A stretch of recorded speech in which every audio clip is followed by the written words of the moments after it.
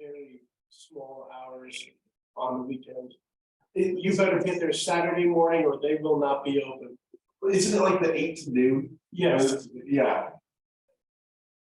you deposit the money from the last meeting's, dues and donations, and they were closed at like 12:01. Like noon. So I'm gonna stop by there.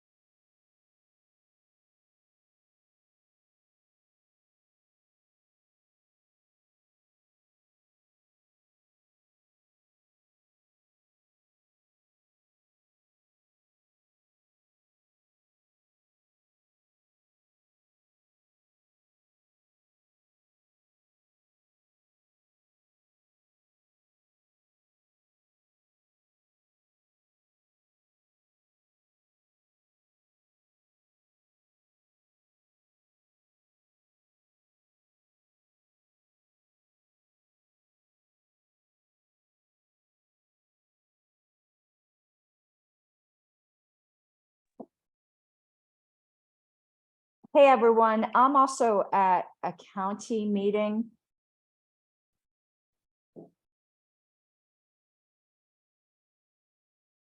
Okay, that didn't work. Okay, wait 1 second.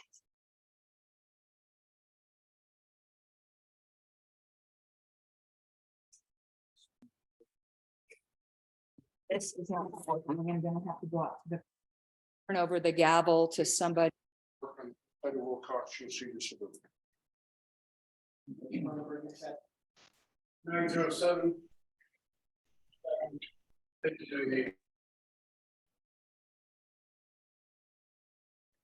Hey,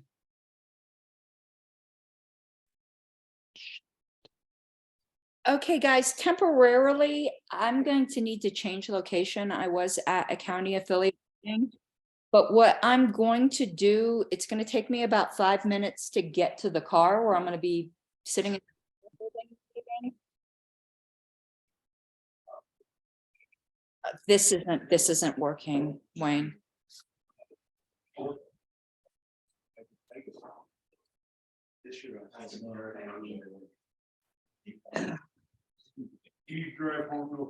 I can't, I don't have time. And I can't be in the car because I need power.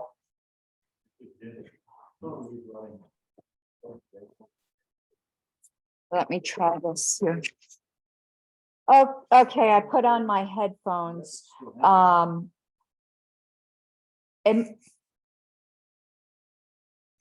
this is not working. It's still good for Huntington Beach, it's still a good emergency. Everything goes down, we're still there. What we should do.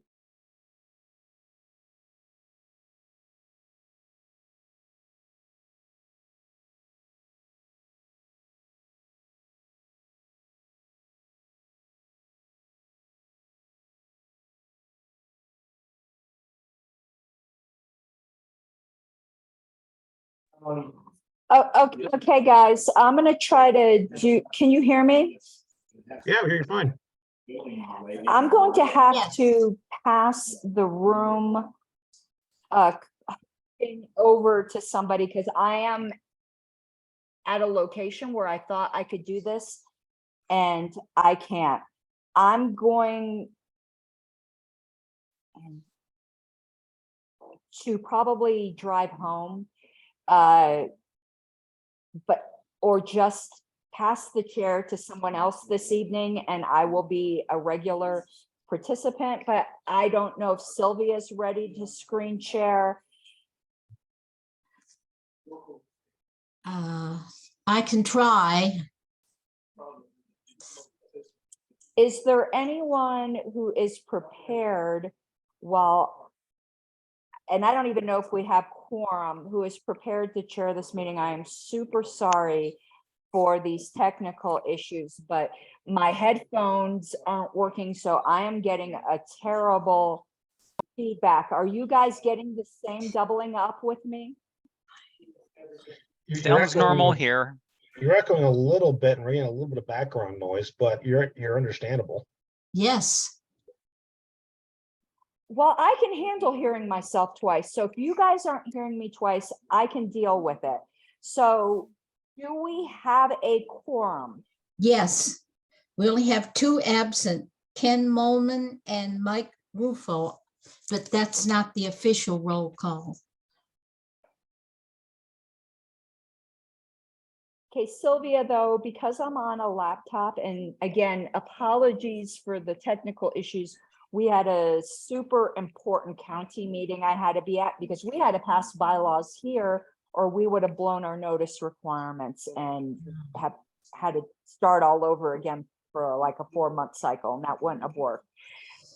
So Sylvia, if you can share, I'm going to make you co-host, which will give you sharing abilities. Are you able to display the agenda?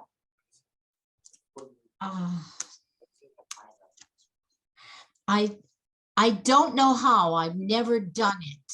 I'll just offer to try. I might be able to do that.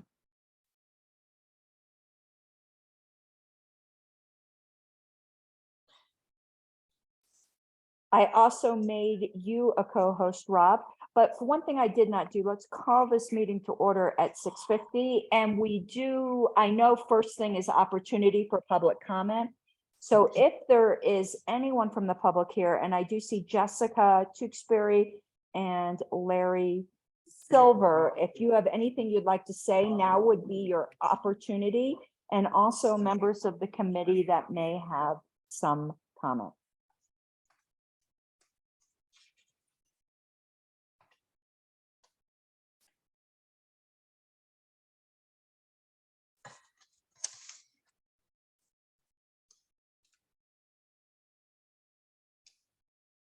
Okay, seeing none, Madam Secretary, if you could please do a roll call. Sure. Arrowwood is present. Bracco, Present. Szalski, Here. right? Karen Ann Harlos, Present. okay. Rob Latham, Present, except am I muted? no.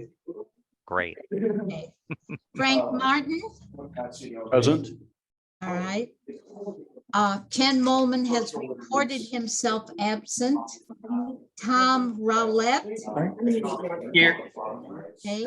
Mike Ruffo, is Mike Ruffo here? Mike Seebeck, Here. okay. And let me call Mike Ruffo again. All right, Mr. Ruffo is not here. I'm going to call the alternates now. Number 1, Chuck Moulton. Present. Okay. Number 2, Rich Tomaso. Number 3, David Roberson. David Roberson. Statements, I'll go ahead and open the floor for any discussion. I thought I saw Roberson's Hollywood Square. Okay. Number 4, Greg Deal. Okay. Number 5, Roger Roots. Number 6, Data Logan.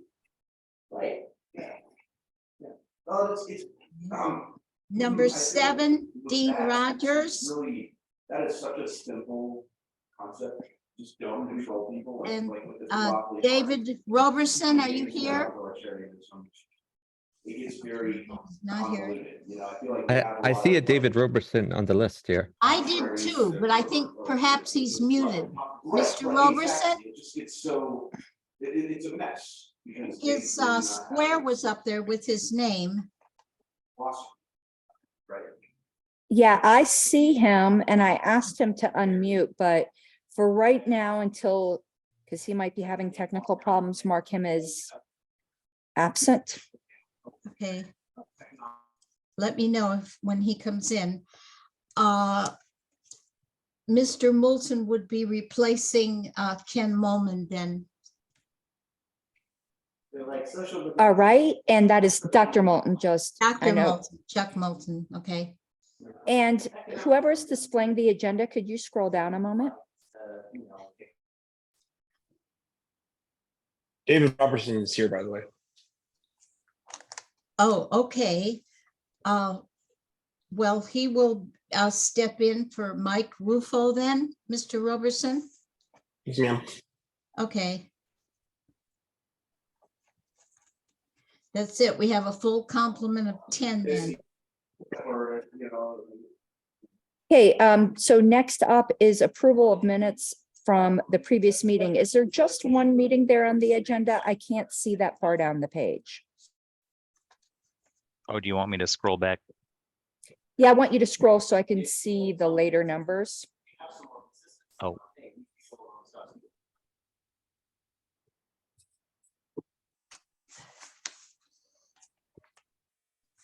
We're now on page 3 of the agenda. For some reason, that's not showing up for me. I'm still showing 1 and 2. I know sometimes there's a lag on screen share, but I don't know if other people can say whether they are seeing page 3 or not. I'm seeing page 1. I see page 1.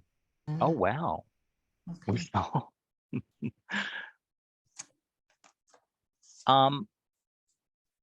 Let me try this. Is it moving down to 2? Yes, Yep. Well, then I'm sharing what I think is the wrong screen, but I think we'll live with it. Although please do tell me if I'm oversharing, because that's not my intent.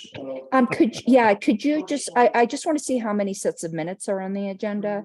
So if you could go Sets back of to minutes. This is page just 1. one. I it's- believe it's just one. All the others have been approved. yeah. Okay, so then the motion is to approve the minutes that are linked to, I believe it says agenda item number 2. Yeah.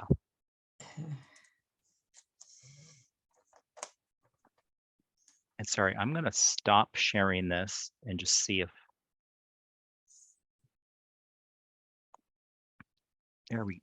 this might be what I intended to share. How's that? Does that look more like a Word document rather than Yes, what came up in my email? There we go. yes, much better.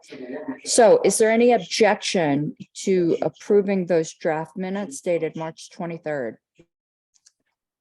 And just I'll throw out, I did send a couple, these were just small typos, non-substantive, to Sylvia. I don't know how we go about addressing those. Yes. Are those just incorporated in your changes or?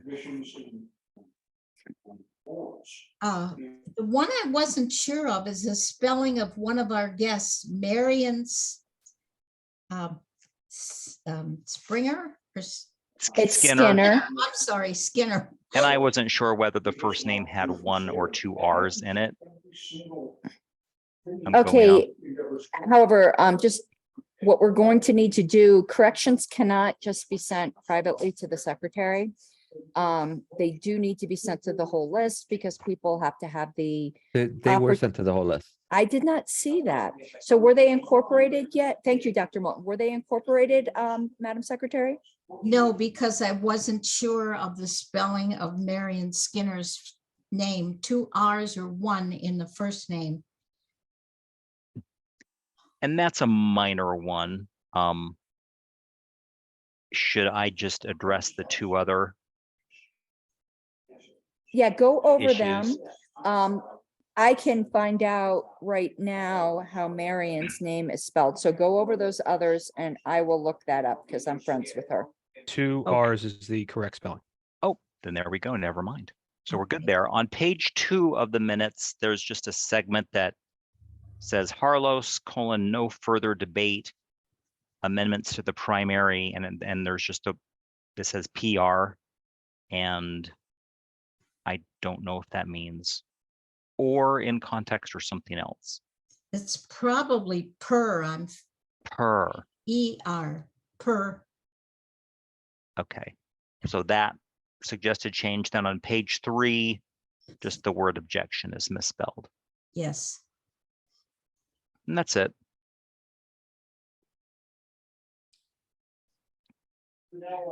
Okay, what we're going to do now, and I'm really sorry for the background noise. One moment, please.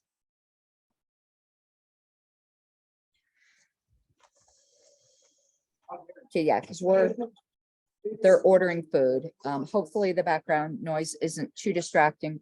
If you were, one moment.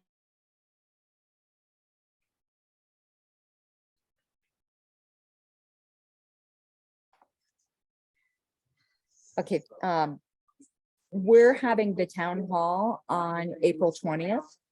And I'm going to be putting together a document. So I don't know if the rationale subcommittee has worked on anything that they would like me to share in this document that's going out. Otherwise, again, I don't have to include rationales, but I wanted it to just hear if we were still, you know, at a waiting period with that, or if any work's been done on that. Still a waiting period, although I did in light of the coming town hall, I mean, did have a thought as to how, you know, that might go with or without rationales, but I suspect maybe just, I still feel like I want to get more done before just going through a rationale writing binge. And so maybe just have to explain at the town hall that, you know, that there are not rationales, but rationales are anticipated. I've written one rationale, and to be honest, it was more of a test case to make sure that I understood what we're going for. And just sort of, I don't know if we want to include it like, oh, there's a rationale on one of them and the rest of them don't have one. But people want to take a look, it's there. You know, and I can use Proposal A specifically. And I can use the ones that were previously drafted again. This is, you know, this isn't anything final. So what I'll do is I'll take a look at the ones that were submitted when originally drafted, and I'll just make a judgment call with that. I just wanted to touch base with you guys. Could you please scroll down on the agenda? So to complete the discussion on the first quarter town hall after today's meeting, depending upon whether we pass anything, I'll be composing the email to go out tomorrow. And I already alerted National, and hopefully that will go smoothly. And this is going to be our first one, so we're going to be playing it a little bit by ear. So unless anyone has any questions, just to summarize, we were going to, if not that many people show up or they don't have many questions, you know, we're going to go for our 2 hours of a normal meeting. If it ends after an hour, we will just pick up on our agenda. If it takes the whole 2 hours because members have questions and comments, great. So our first one, we're kind of playing by ear. Is there any questions on that before we move on to our agenda? Madam Chair, Yes?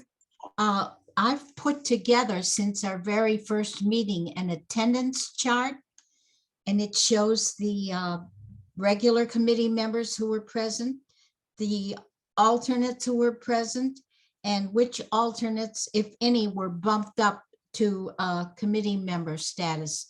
I don't know if you want that or not, but I have kept track of it. No, we're probably will not need that until our final report. Okay, Because part of, and I see Mr. Molman is coming in, Oh. part of our reporting to the convention, because we don't report to the LNC, we report to the convention, will be attendance records that will probably be included as an appendix to our report. okay. Fine. Okay. Would there be anything other than rationales that would help sort of make the presentation of what we've done so far more clear to people? Just looking through what we've passed, I see one of them is proposal H specifically, I think probably because it's very long and detailed, is not sort of set up in the current amendment, if adopted, will read type of format. I think maybe I can put that into that format because I think it's more readable to somebody of like exactly what we're doing and what's changing. I will take care of that because I'm deciding still what I'm going to present in the email. Because, yeah, I'll take care of that. I'm still making some presentation decisions with that. So don't worry about that. Something going out to the members will be clear. Okay. Okay, so we are up to agenda item number 5, which is a proposal from Mr. Seebeck. Who is presenting right now? Because I want to, actually, I think I can pull up now because I'm going to need to do the changes on the fly. So give me one moment and if you could stop sharing, yeah, Mr. Latham, I'm going to pull up that proposal. Just give me one moment. And Ms. Arrowood, you still had your hand raised? Mr. Molman reported in, so they'll have to, Mr. Roberson will go back to alternate status because Dr. Moulton will be replacing Mike Ruffo. Okay, no problem. He still has full Okay. debate rights. Oh, Just sure. I not, just want to make yeah. sure. no, I was just making sure he knew, he's still free to debate. It's just, we will not be calling upon him for roll unless someone else drops off. So I'm going to be sharing my screen. Give me one moment. I'll be pulling up proposal K.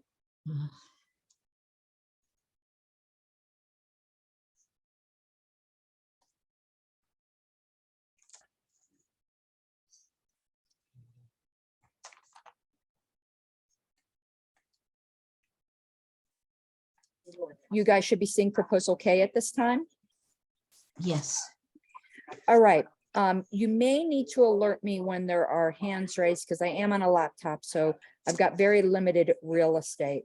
But this is a proposal by Mr. Seebeck. I'm going to scroll down, but I'm going to give the floor now to Mr. Seebeck to present his proposal.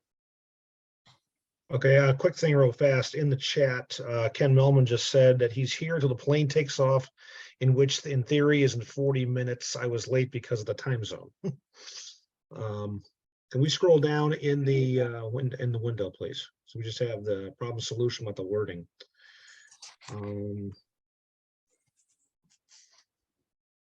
Keep going down. There's our change right there. And one moment with Mr. Molman, you forgot the heh. I forgot the what? Heh. H-E-H. Heh. Yeah. Heh. Anyway, the change here is very simple. Moves from the selection to be no later than the last day of 5 months prior to the convention to 12 months. Let's shifting it out from a 5 months out to a full year. And that's because of notice requirements, report delivery dates and everything else. We've got 2 years between these conventions. Let's take advantage of it. You know, let's make it longer. So that's all it is for. Everything else is the same.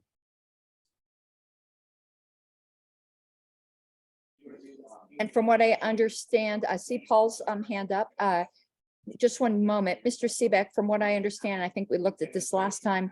This makes it consistent with the bylaws committee. Am I correct? I believe so. Okay, I am going to call on Mr. Braco and then Dr. Moulton. Mr. Braco or Bracco, I'm sorry. Sure, no problem. I'd like to speak in favor of this amendment. It is very clear what's being done. It standardizes with the other committee. It gives the platform committee the same time that we have. And it even appeases the brevity caucus. So everybody wins. So I would say vote in favor of this amendment. Ms. Arrowood, did you intend to still have your hand up? No, sorry. That's okay. Dr. Moulton? In general, I favor this amendment. I think it's a good idea. I do have one concern, which is that under Article 10 conventions, the party shall hold regular conventions every 2 years. Regular conventions shall be held sometime during the period of July of an odd numbered year through August of an even numbered year. It is theoretically possible to have a convention in August of an even numbered year and then in July of an odd year. And if that happened in successive years, then I would think that it would not be possible to select 12 months beforehand unless you want one LNC to select it for 2 conventions. I think that's very unlikely to come up because we haven't held odd numbered years conventions in many years, though some people seem to favor that sort of thing.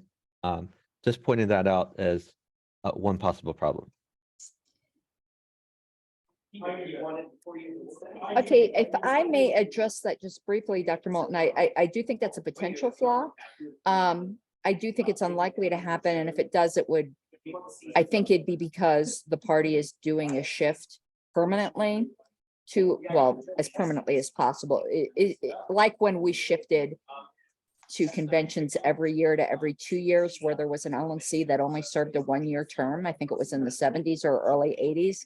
It might happen once every few decades. I think no matter what we do, that might happen. I know I personally could live with that.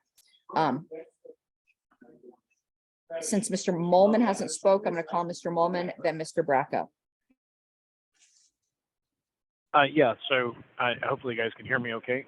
The only thought I had was instead of pinning it to being before a convention, why not pin it till after the last one? That way it doesn't matter when the next one is. And interesting thought, but that might make it a lot simpler in the long term. Only thought. Mr. Bracco, and then I'll put my hand up for after Mr. Bracco. Sure. So the language here is exactly a copy of the language within Article 11, Section 2, which is specifies that the Bylaws and Rules Committee is 12 months before the regular convention. I think if we're going to do anything other than exactly as worded here, we would also need to change it in Article 11, Section 2. So just if anybody is wanting to amend this, I would ask that you maintain the consistency that this amendment as proposed is creating. Yeah, that's what I was going to say. I'd rather do less changes than more to achieve consistency. We've lived, I don't know how far back the one for the bylaws appointment goes, but it's as far back as I can remember. And we've lived with that and haven't had any issues. I would urge us not to be problems in search of solutions or overly complicating things. It's worked for bylaws. I don't really see why it couldn't work for a platform, except for the fact, and this is an argument I would be amenable to hearing, is that it would cause a problem for affiliate parties. And I think it's potentially could cause one, maybe the first time this happens, but because our conventions are every 2 years, I think they have plenty of time to plan if this passes. So I prefer the simplicity of just changing this to be consistent with an article that has worked just fine. Mr. Latham and then Mr. Seebeck. Mr. Latham.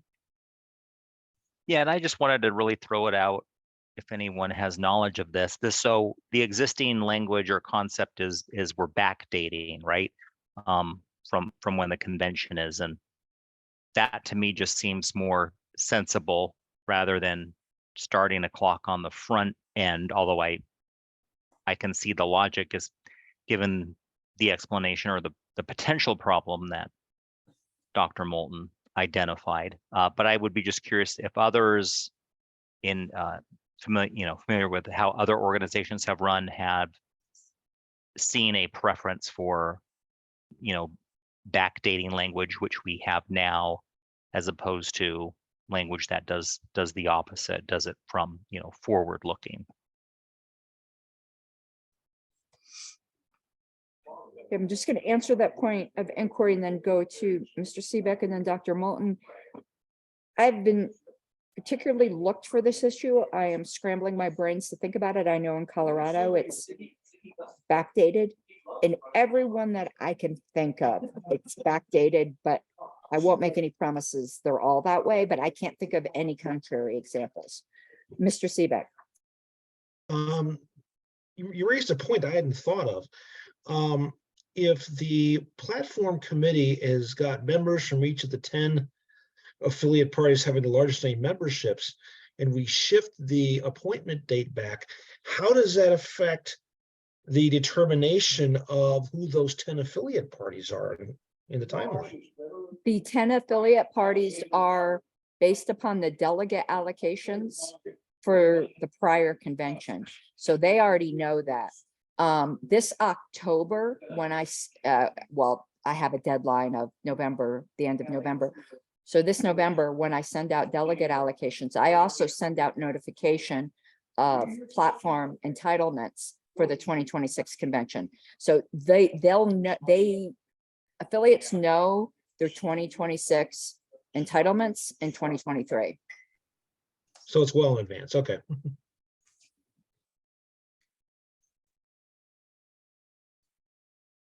Dr. Moulton? Yeah, I had a question for the chair. Are you aware of the various states that normally appoint platform representatives? So like the 10 biggest states traditionally, and the 5 biggest traditionally for on a proportional basis. Which of those select their platform representative by the convention, and which select from their boards?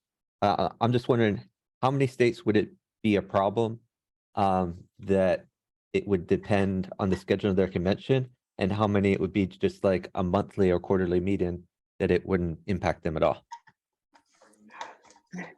I don't know if I can give a definitive answer on that, except to say that the top 10 are kind of used to having appointments, with maybe the 10th spot not.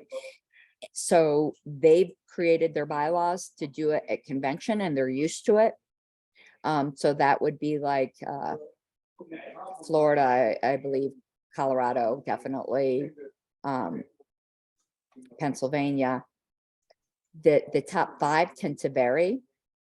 There's 3 that are kind of always in it, and then 2 that are swing, and they tend to be appointed by their boards.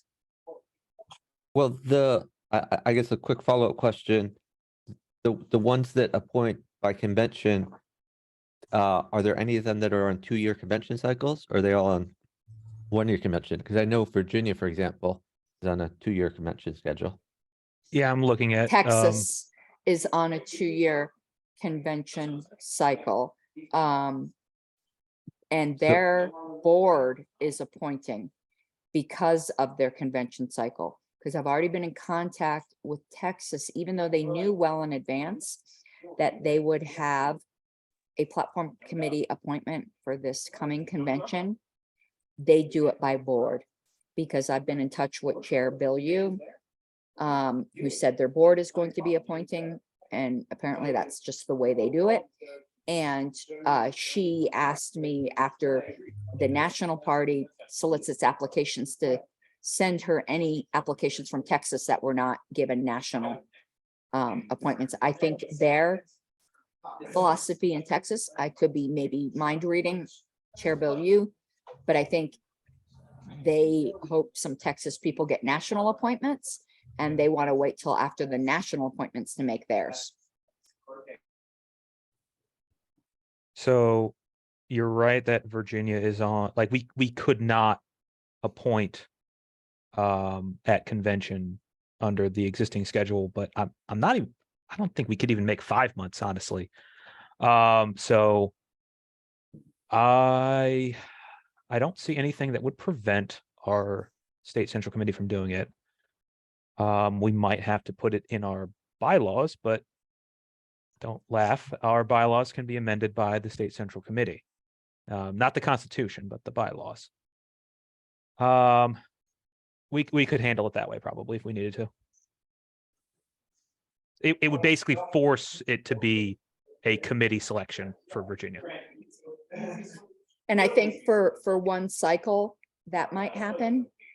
And then if certain affiliates didn't care for that, they would amend their bylaws, or, you know, they would adapt to it.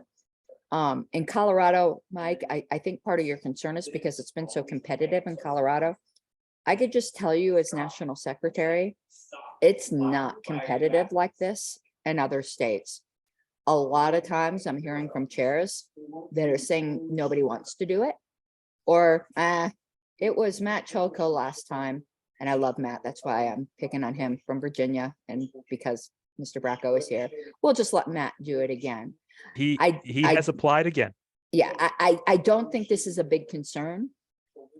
Most states do not get all lathered up about it the way we do in Colorado. I just didn't want to have anything, have the timeline all screwed up because of this, you know? Well, so what I'm grappling with is I like the amendment itself, and I'll vote for it. My only question is, would it be better to add a proviso that it takes effect for the next convention rather than immediately, to give people time to adapt to it if it's passed, or do we assume that either no one's going to be impacted by it, or maybe just one state will have to scramble and it doesn't really matter? That's what I'm trying to figure out. If you'd like my personal opinion, just as LNC Secretary, Dr. Moulton, it's the latter. I don't think it's as big of a deal as we would hope it would be. I think a proviso, I hate to say this, a proviso risks being forgotten. And it kind of will have to be appended to the bylaws for 2 years, and I'd really rather just avoid that. I'd like to make a clean, this is not something that is so critical that I think it's worthy of a proviso, in my opinion. It's obviously up to you guys. We don't have notice requirements right now, though I hope that changes. So anyone who really got super lathered up about that could move that amendment from the floor, or there could be even a minority report with it. But I honestly think we're making a bigger deal of it here, at least that issue, than will be made on the floor. I'll be so embarrassed if I'm proven wrong, but that's my sense just from dealing with state chairs now, being national secretary since 2018. And I apologize, I'm stuffing my face, but this macaroni topped with pulled pork is freaking awesome.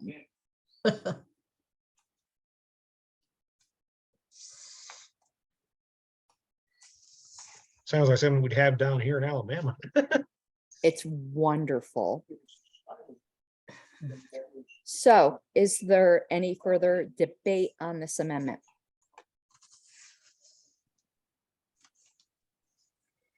No further debate. No further debate on the amendment, but Texas's pulled pork is better than Alabama's. That's fighting words right there. Spoken like someone who hasn't been to Alabama. I do have another question. We are harmonizing platform committee appointment with bylaws appointment as far as the timeline. We have another committee, which is the credentials committee, which is on a 3-month deadline. Would we want to extend that at the same time, or is there no reason for that? There's a proposal to make that longer, but 12 months out is too far, in my opinion. Though, of course, when we get to that proposal, perhaps the committee will decide to make it 12 months.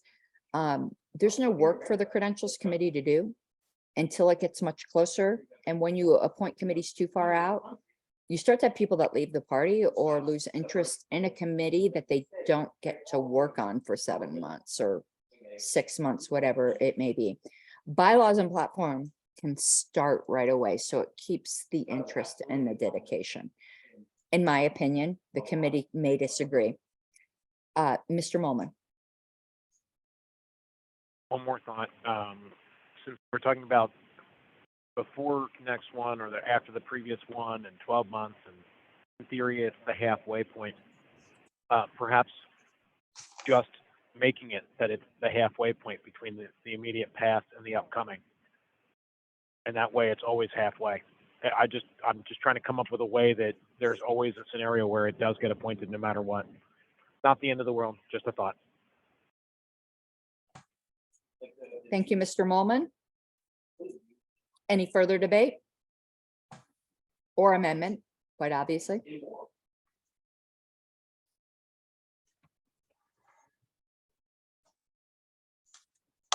Okay, in the background of my county meeting, I just heard something about it being immoral to walk more than a mile.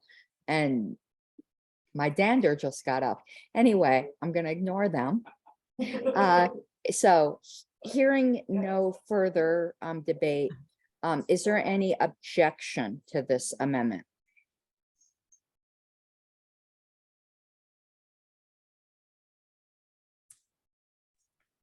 Okay, hearing none, this amendment passes. We are going to move on to Amendment L. Let me find that, and I think it is on credentials, but give me one moment to find it. So stand at ease for a moment.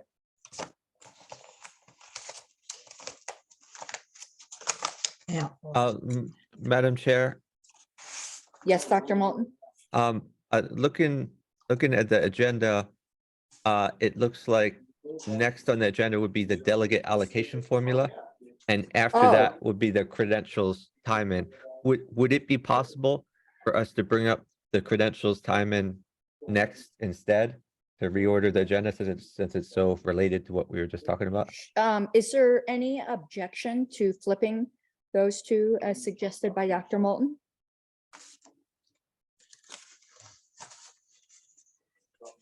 Okay, hearing none. So what number is that? Because I am on the small real estate here, so I can find the proposal, Dr. Moulton. I see it as proposal 7. Or it's number 7 in the agenda. Oh, it's proposal M, it looks like. M. Okay, give me one moment. I had to stop my share in order to be able to get back to my screen. I hate working on a laptop. It's such limited. So proposal N is in Nancy, you said? Or M? M. M is in Moulton. Yes, M is in Moulton. Just give me one moment.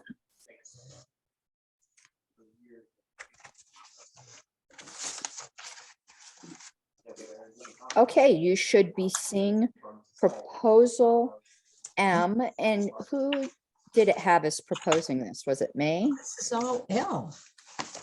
Yes, it was me. Well, I think I'll speak to it. Let me also pull up the participants so I can see here. I think 3 months is way too short. I think we've been seeing that for a few conventions now. 12 months is too long. I think we're dealing, like, is the porridge too hot, too cold? In speaking with credentials members, and forgive me if I'm mistaken, but I think Ms. Tewksbury was on the last credentials committee, so she would like to give input. I'd be more than happy to hear from her. But it seems to me, just as an observer, that 6 months is the sweet spot. So as shown on the screen, I'm moving under, so it's bylaws, Article 11 for B, I think that is B, to strike 6 and insert 3. And I've spoke to it enough. Is there any debate on this?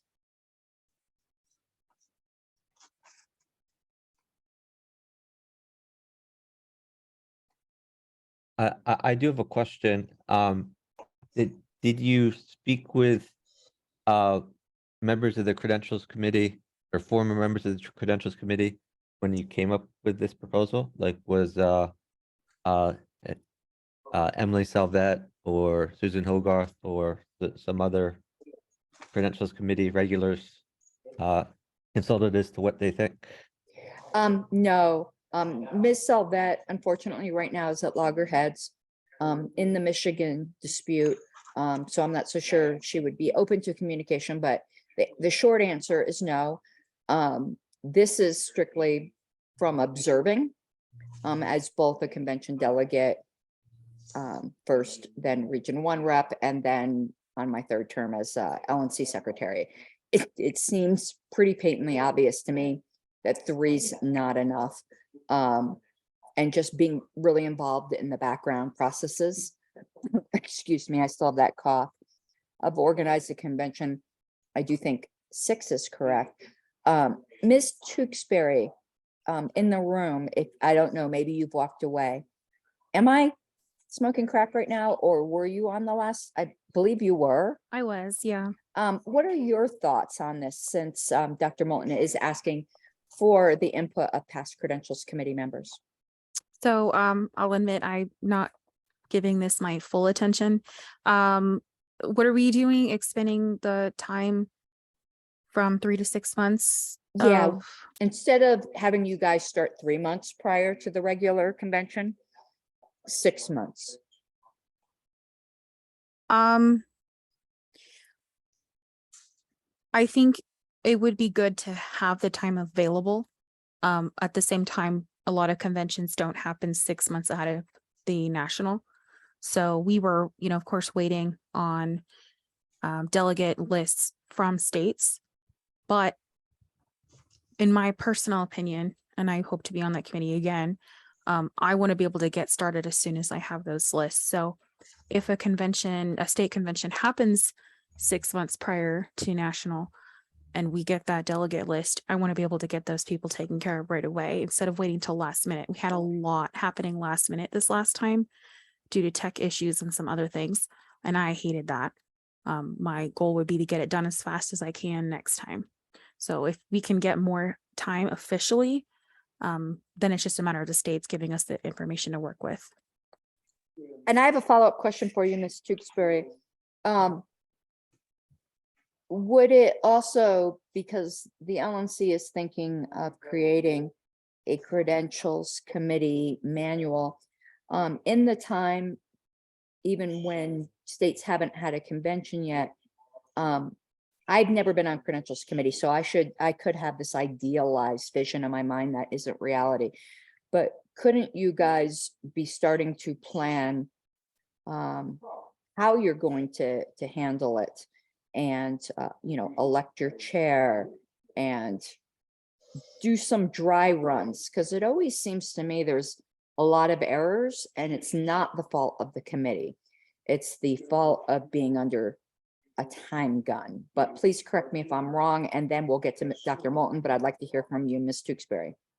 Yes, I do think that would be extremely valuable. We had some issues like that where we didn't exactly know what we were doing, and then we had crunch time.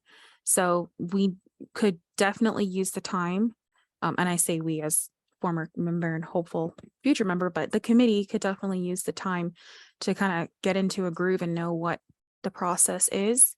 Kind of like you said, dry run. So a little bit of training, learning the CRM or learning the system, knowing who to, like you said, the chair thing. We just assumed who the chair was. We didn't really go through anything official.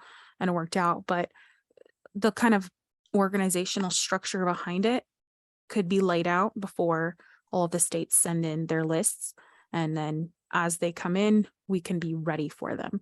And that would have been really helpful this last time. It was the first time I was on the committee. So, it could have been different than previous times. I could have a completely different experience than other members have had in the past.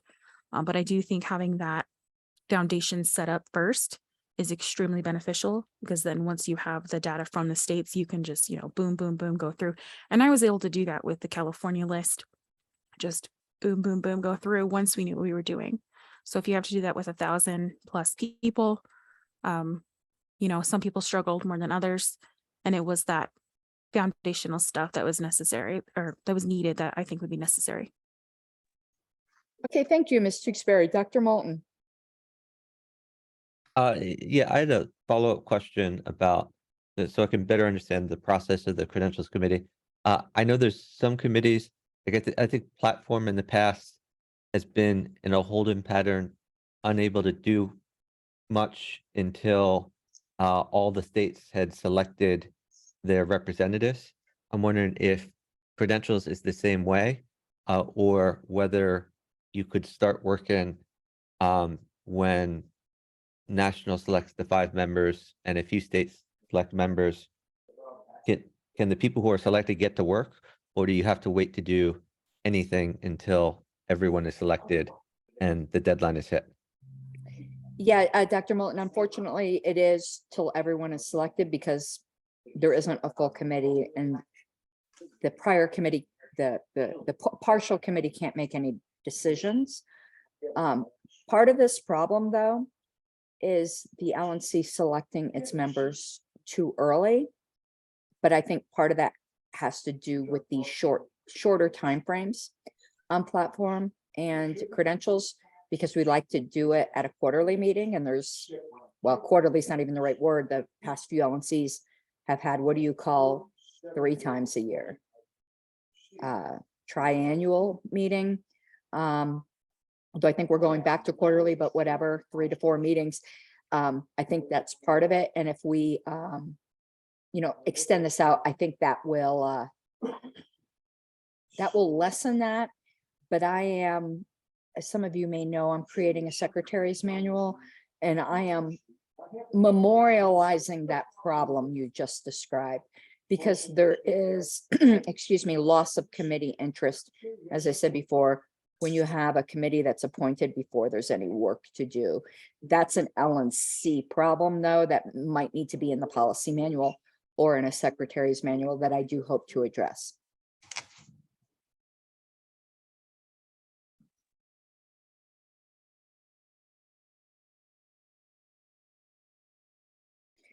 Okay, is there any God, my cough is really coming back. I got an x-ray earlier today on my lungs, because actually one lobe isn't working properly. I'm waiting to hear those results. Is there any further debate on this motion?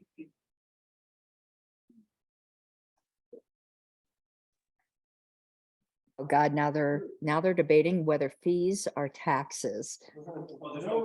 So yeah, I'm having very interesting here. I'm like sad I'm missing this meeting. So is there any further? The answer is yes, it is. Next question.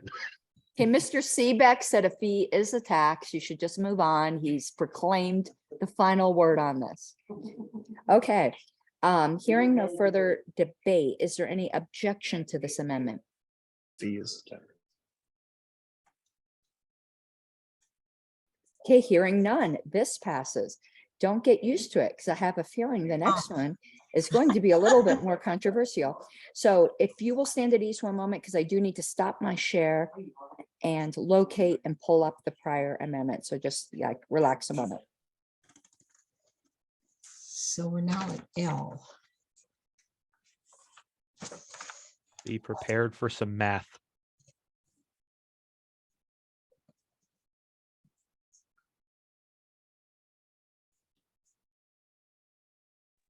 I gave up math for Lent.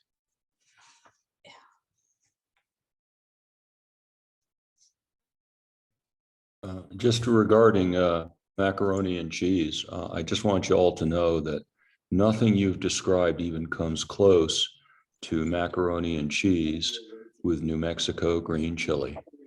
Okay, this would be improved with green chili, but look at this. This is fantastic, though it would be improved with green chili on top. It would be even Definitely. more improved if you used real chilies like Pueblo Mirasols. Okay. Instead of that hatch crap. Let's see here. I am pulling up proposal, what was it? L. And there is an Excel exhibit if I'm sure we will need it. This is, I believe, Mr. Bracco's. So I am giving the floor to Mr. Bracco to, and Mr. Rogers is coming in right at this moment, Madam Secretary. Okay, But Mr. Bracco, the floor is yours. I don't have, Sure. So the problem that I'm trying to solve with this is that we base our delegate allocation in part on something that is very much not in our control, that being ballot access. And through that, the presidential election totals. The intention of this amendment is to strip out that particular aspect of allocating delegates while trying to maintain the overall delegate number of, it always ends up being roughly 1,050. So it maintains both that and theoretically speaking, under the current system, you could have a state that has 2 delegates. I don't believe there have been in my time in the party anyone that has less than 3. So I've also Wyoming had 2 last convention, but they sent none, if I'm remembering correctly. I know they sent none. I think they had 2. I'll have to look that up. I don't remember that, but if you say so. But anyway, this is also setting the floor at 3 delegates. So no affiliate, regardless of its membership, can have less than 3. That would alleviate any sort of like punishment on really small affiliates, because I don't think that's needed. I do also have a proviso in here so that we're not changing delegate allocations mid-convention. So that is where the percentage is coming from in 3A. It might seem like a very arbitrary number on the surface, but if we pull up, if you could pull up the Excel. Give me one moment. I think if you scroll down, it might be embedded within the document as well. It is, but I already have it pulled up, but I'm having just a real estate problem. Is it? No, it's not. this one. I think it's your tab just to the left of this one. It is, and that's what I'm trying to do. Give me one moment. It's not wanting. Let me see. Mr. Bracco, if I give screen sharing to you, would that assist? Because I don't seem to be able to do it. Sure. So I'm I going have it to, pulled up. okay, I stopped my share if you'd like to start yours.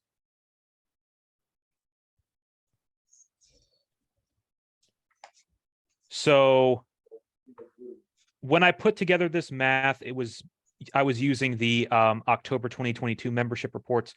So what these columns mean, obviously these are your state affiliate parties. This is the delegate allocation for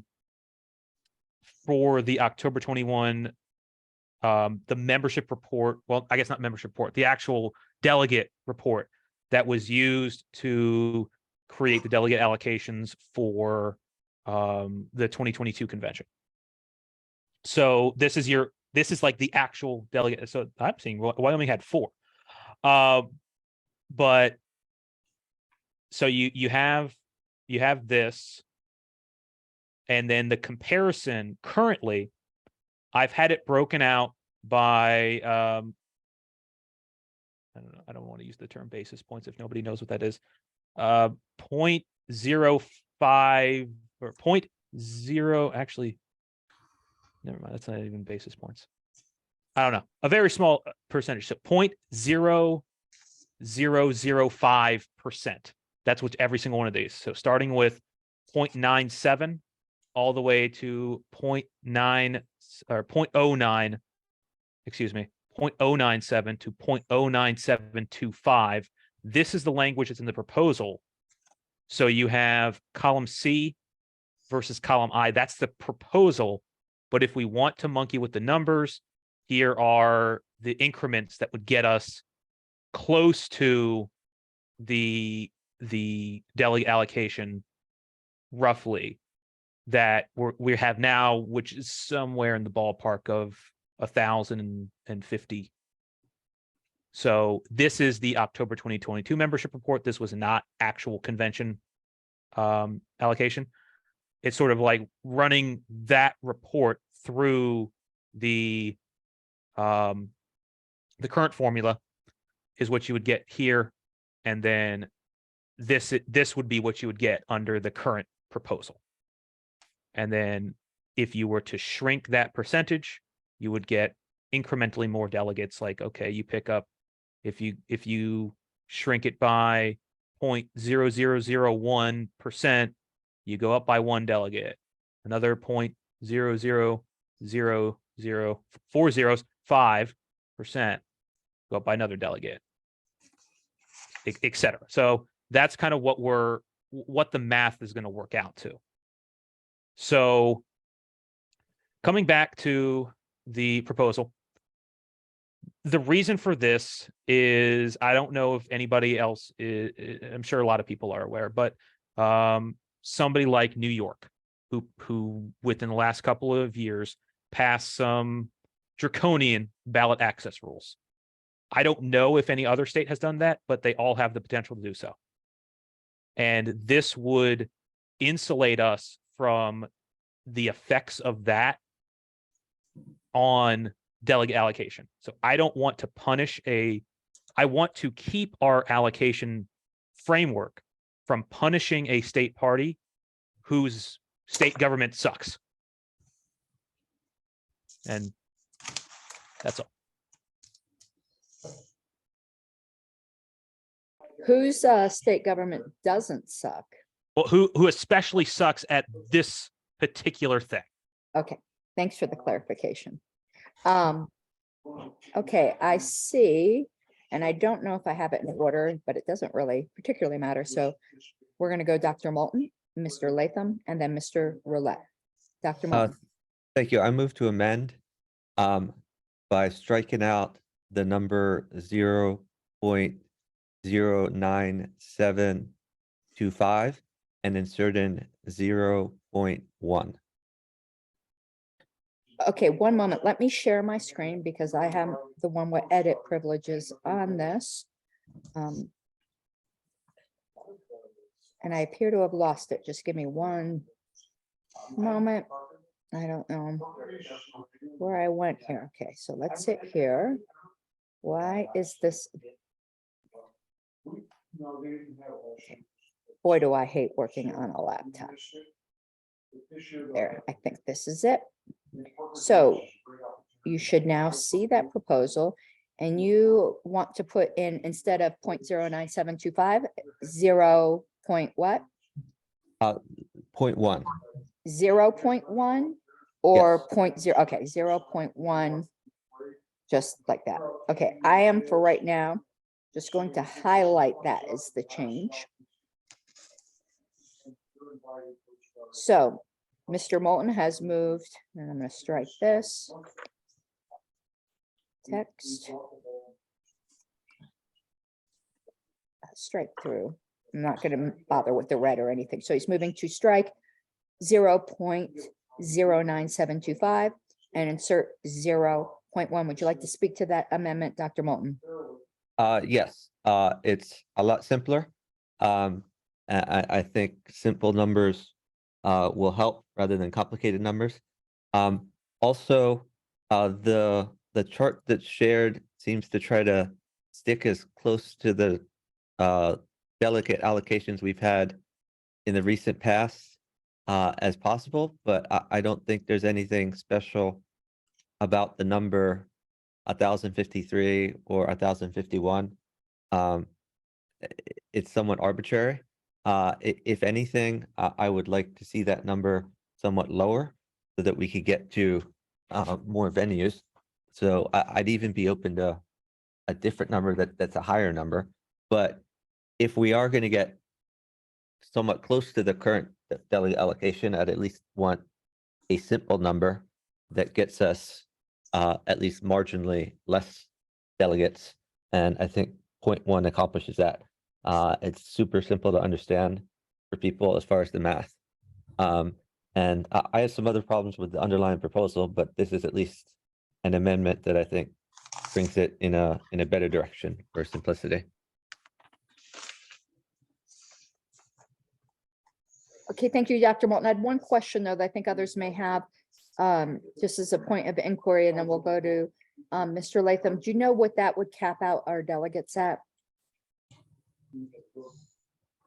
I do not off the top of my head, but I mean, looking at the numbers provided, I mean, we could do just simple math as far as 100 divided by 0.1 is 1,000.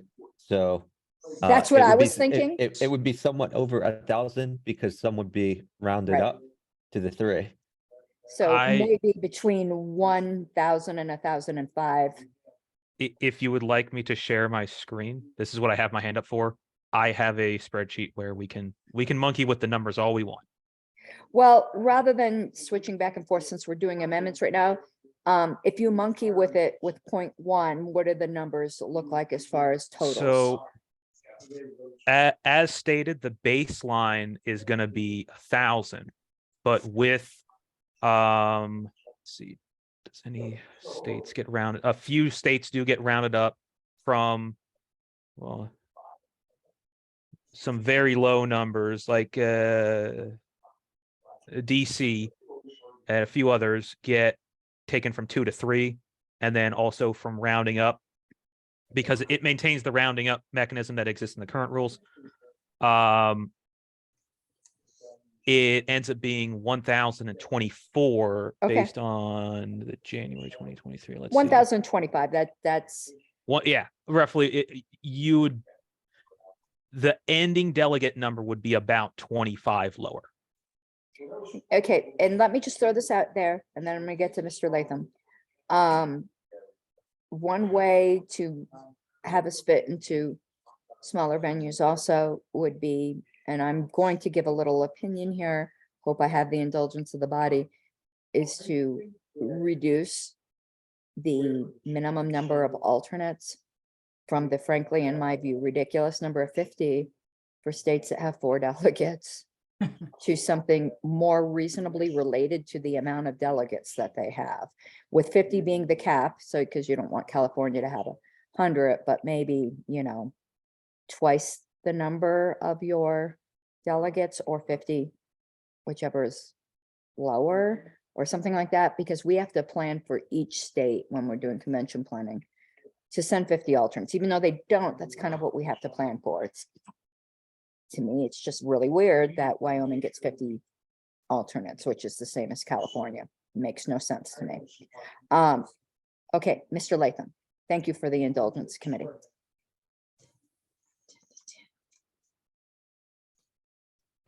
Okay, just had to unmute myself there. And maybe riffing off the comment of states that suck.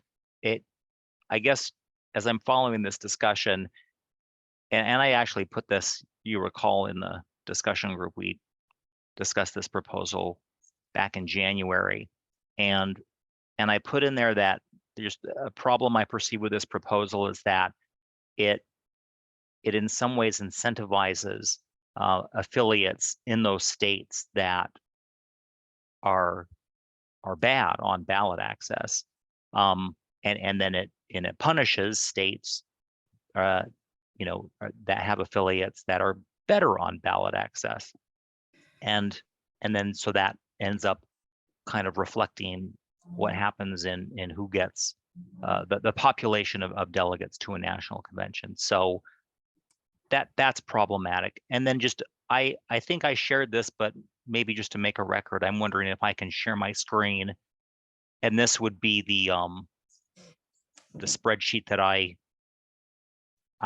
created, and just to show the changes of how that would affect, just so people can be familiar with that. So can I do that, Madam Chair? What is it that you wish to show? Well, what does it demonstrate? Basically the delta. So it takes the existing delegate allocations, and then actually that last row in the spreadsheet that Mr. Bracco proposed, just to show you how, if his proposal were implemented, how that new formulation would affect the number of delegates. And I'll stop my share, please. Please share your screen. okay. Oh, point of information. Yes, Dr. Moulton. As far as I could tell, Mr. Latham is debating the underlying proposal rather than the amendment. Am I incorrect about that? Mr. That's Latham, true. Do you want yes. to? I can wait. And I think everyone, well, let me share mine again. Thank you very much for the correction, Dr. Moulton. I got a little sloppy here. So yes, we're right now on the debate of the amendment. So is there any further debate on the amendment, Mr. Bracco? Yeah, personally speaking, I'm okay with it. I would just worry that when somebody stands up, because they will, on the convention floor and says, did you know that this decreases our state's allocation by 3 delegates or something? And then you lose the crowd. That is my concern. I don't know. I would appreciate it being that clean as well. Like if I thought this would pass, I would be fine with it. I would have no issue with it. I'm just worried about the dynamics for somebody who would lose some delegates from us sort of shifting it downwards. Thank you, Mr. Bracco. I had my hand up and I'm going to go to Mr. Latham. And then I'm going to get back in line for when we get to the main one. I appreciate Mr. Bracco's point. Perhaps that would be a good opportunity for a minority report or a committee member to be ready on the floor. Now, remember, a committee member can make an amendment from the floor. If we propose the point 1 and it looks like during the 8 or 10 minutes, I can't remember it is, of privileged debate that we have without amendment, where, reading the room, it's quite obvious it's going to go down in flames because, assuming we pass this out of committee, because of that, there can be a committee member ready at the mic to say, hey, what about this other number? As long as the committee gave consent, you can, well, we have open meetings. So I think that rule in Roberts that you can't say what was discussed in committee doesn't really apply because we put this out on the internet. So forget about that rule. I think you can say, hey, we discussed in committee that this, I hear in debate that you'd rather be closer to our current numbers. This other number would work. Because remember, it's not as if it can get shot down unless the rules are suspended immediately. There will be an opportunity for amendment, and that would be a good amendment. Me personally, I'd rather start out with a cleaner number. And then if reading the room, it looks like it's going to get shot down, go to that other number. I think it's an easier sell than the other way around. So if it comes down to causing or breaking a tie, I will be voting for this amendment. I obviously will not be voting otherwise. Mr. Latham, then Dr. Moulton. And so speaking just to this amendment, yeah, I actually like it. I mean, I like this change again, as long as the change is proportional across all affiliates. And so just when maybe we return to that to show the spreadsheet, that's why I think there's a problem. But and then this 0.1%, I think, gets us closer to the under 1,000 goal that I generally support at this time. So yeah, I do like it if we're going to make this kind of change, making it clean and at this number for those reasons. Okay, Dr. Moulton.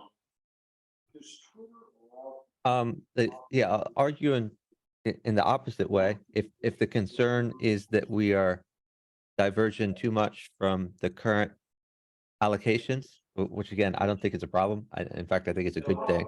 But if people do think that's a problem, another way of doing it in a clean way would be to have the 0.1% and then in B, change the number from 3 to something like 5. And if we change 3 to 5, then that would probably add 8 to 10 additional delegates to the small states. So we get us, bump up from 1,025 to 1,035 or something like that, and move us in that direction.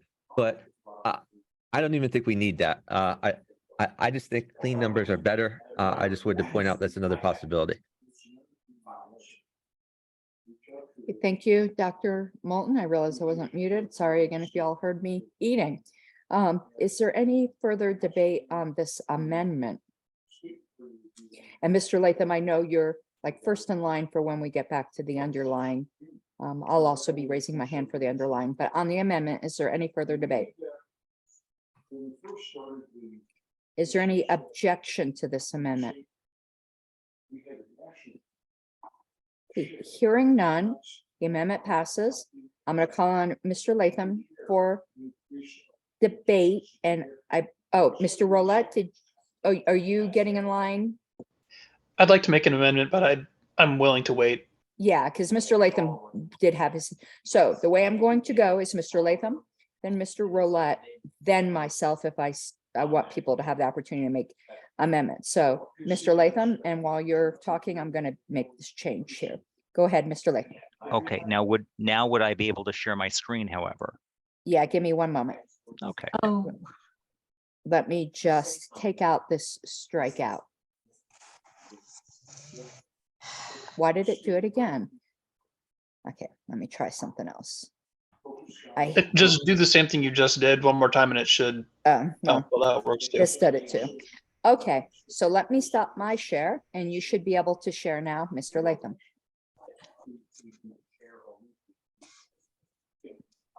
All right, and please Madam let me know. Chair, Yes, Madam Secretary. Mr. Molman has departed, so we would bring back in Mr. Robertson. Okay, thank you. All right. And just so are I'm people here. seeing a spreadsheet? Yes, we are. All right, and just thanks, guy, and let me know if I'm oversharing. But so the intention of this spreadsheet, if you look in just kind of the upper left hand corner, maybe you're seeing my cursor, Alabama at 13, and then you go all the way to that column I, still at 13. So there's no change. The first part where you start to see a change is California 103, and then the difference there in column J is 4. So under this, now this is going to be, I don't think we have any of these columns with our new 0.1, but at least that right hand I column is the closest to 0.1. So that should approximate some of the changes that you would see. So you're just seeing some kind of the winners and losers in this formulation, and just I think we ought to be mindful of that. So, Colorado gains, Delaware gains, Florida gains, but then you've got a whole string there. Idaho all the way to Massachusetts loses. Michigan gains 1, Minnesota loses 2. And I'm scrolling down now, so you can just kind of see the net effect. Oh, no. My affiliate is in Utah small but loses 3 delegates. Oregon loses 4. New York gains 5. And it's just interesting when we talk about, again, my earlier point about states with really problematic ballot access, like New York, like California. Those are the affiliates that end up doing better under this. And I just scrolled all the way to the right, and I don't know, maybe that's, so the blue was convention membership. Then this yellow or gold is standard membership report. And then just again, that delta again. And you can see for a lot of the early affiliates from Alabama all the way down to Kansas, it looks like there's no change. But then you start to see those that lose, but some that gain. Like the first gainer I see there is Nevada, and right below it, New Hampshire, New Jersey. Trying to look here, New York again picks up 4. Affiliate like Oregon loses 4. Texas picks up 5. And I'm looking at my affiliate again, Utah loses 3. So I just, and I will just say feedback I've received is I'll stop my share. Well, I'll leave it up a little longer just so people can kind of mull that over. Is just that if I think if you see your affiliate losing out under this formulation, that's going to give you pause as whether to support this change. And I would just like to see something that was more proportional, but also going back just to the, I mean, this general proposal again punishes states that maybe more libertarian and therefore get higher presidential totals or whatever. And although some of that is out of their control, some of that may be within their control, or it's the only thing they feel they can do. So I probably will end up voting for this proposal as it currently stands.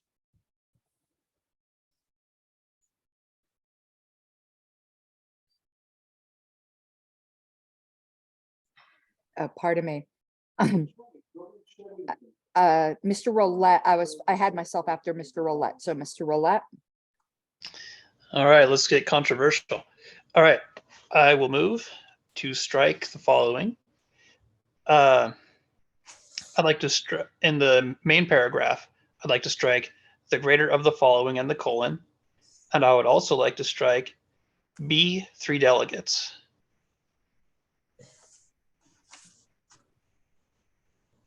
Excuse me, I was muted. So yeah, I see what you're doing. Just give me one moment. So you're just making a straight formula. Yep. 1 second here, strike through. I'm not bothering with the red. So, oh my God, hold on. Oh. So you are moving to strike B as well. So if I understand properly, it would just say the number of delegates allocated to each affiliate shall be A, 1 delegate for each 0.1% or fraction thereof of the total party sustaining member. And you would also strike out. Or, yeah. And also, I suppose the letter A in the period. Yeah, well, I think, make it, yeah. Yeah. I think we know that it would, that's kind of just like a conforming formatting change. We'll leave that be because I don't want to mess up my columns here. Okay, would you like to speak to that amendment? Yes, please. The reason behind it, I don't think that, I've never really liked that each state gets 2 senators, like California and Wyoming are both equally represented in the Senate. The same thing with the Electoral College. Just philosophically, I tend to think that one person should have 1 vote in any representative body, and it should be as close to that as possible. I doubt that that's the philosophical part. The practical part is I really doubt that any state's really going to get the shaft here. I think DC and Rhode Island were the only ones that had 3 last time. I might be missing one. And if either of them drop down to 2, Anyway, that's my argument. Okay, thank you. Even though I was on the underlying, I will argue on this one. I'm definitely not going to, on the convention floor, say to any state. I want to live. However, I like this, actually. I think it's almost inevitable that a little bit of debate will get into the underlying. I'll try to keep that to a minimum. I like better, more easily understood things. This is very clean. I think not having a floor, the floor is automatically one unless the state has no national party members, in which case then probably this is going to be controversial. They shouldn't. I mean, if they have no national party members, I probably don't have an affiliate in that state because it takes 10 national party members to sign a petition, or is it 15? Whatever it is, I should know that. I like this actually, and if it comes down to my vote, I'll be voting for it. And this does get a little bit into the underlying. I'll get into that more before. I think we need to be rewarding national party memberships, which I will respectfully disagree with Mr. Latham, are entirely within the control of the delegate, unlike the fickle state or voters, or this is the biggest election of all time. And if you don't vote for X, you're electing Trump, or, you know, what we see every cycle. Meanwhile, membership recruitment benefits everybody, in my view, and it fills the national coffers with money to get states ballot access that don't have it. I don't think we need to incentivize ballot access. I think being a political party already does that, but we do need to incentivize membership and fundraising. Okay, that is getting too much into the underlying. So Mr. Bracco. So, because everybody's amendments and ideas and proposals are sort of basically changing these numbers in some way or another, I have a better spreadsheet for this where we can actually see the impact. If I can share my screen, all of these numbers are going to be based on the numbers that went into delegate allocation for the 2022 convention, just for context for everybody. Go ahead, Mr. Bracco. So we have, this is delegate allocation for 2020 convention. This is under the main motion. So you have your 0.1% and your minimum of 3. And then this is under your the amendment. The only change, the only difference right now is DC. They dropped from 3 to 2. That's it. So I don't know. That it's not a huge impact here, but I think I'm okay with it. Okay, thank you, Mr. Bracco. Were there, I'm keeping my hand raised for the primary. Is there anyone else who wishes to speak on this amendment? And I'm stopping your screen sharing now, but I do thank you for that. I'm trying to pull up participants, see if there's any other hands. Okay, I don't see any. I'm going to ask, is there any objection to this amendment? Mr. Roulette, you thought you were going to be terribly controversial, but it seems there is no objection. So I don't want to be first on the underlying. If hands would start to get raised on the underlying while I'm making this change. Dr. Moulton? Yeah, getting back to the underlying, this all seems to be predicated on the assumption that that people don't have control over the presidential vote total, and I just fundamentally disagree with that. I do think that having part of the delegate allocation based on the presidential vote total does encourage more campaigning for president, more active campaigning for president, and even to the extent that there are ballot access problems, it encourages states to do something about the ballot access problems. So states know if they drop the ball and don't get the presidential candidate on the ballot, so don't go out there and petition, then they're going to have less representation at the national convention.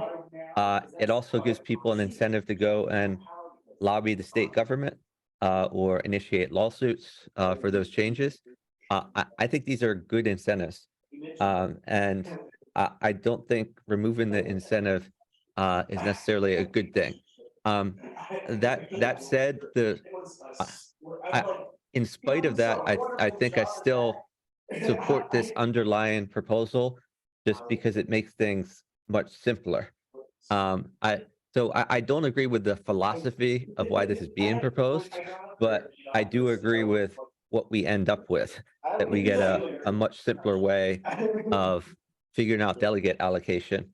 The math is going to be easier. It's going to be more straightforward. For that reason, I support it still. But philosophically, I don't agree with the problem that's being attacked because I think that incentive is a good one with the presidential vote total. Okay, thank you, Dr. Moulton. I'm actually going to move an amendment that I think will probably be done without objection.